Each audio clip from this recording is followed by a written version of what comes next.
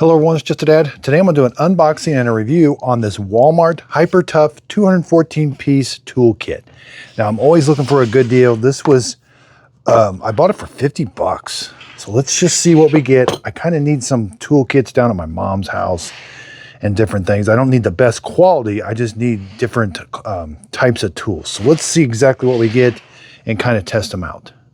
Now first thing, I like that it comes in a kit and the sockets are relatively going to stay in there good. Okay.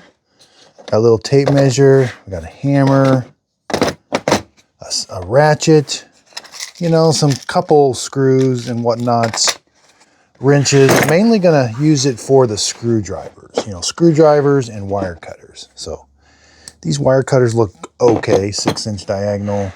And it seems like you always need an Allen wrench. So it looks like we have both metric and standard. Okay. And then all the drill and all the bits. Little screwdrivers. Yeah, these look like they're going to be nice. Again, not going for snap-on quality, but you know, when you need something, you need it. And I like, oh, so these are going to come in real handy if you ever have to assemble furniture. You can put in a drill. But I need metric. That doesn't come in metric. Normally you need like a 4 or 5 millimeter for putting furniture together. And it comes with a one crescent wrench. That's fine. Needle nose. Again, these are going to come into a pinch when you need them, but they're not going to last a long time. Standard and metric sockets, 1/4 inch. And there's an adapter. So just one ratchet that goes from 3/8 to this 1/4 inch. And you know, the wrenches are very basic. Metric. These will be kind of loose. But the main thing is I can keep this in a kit. So far, nothing's going to fall out.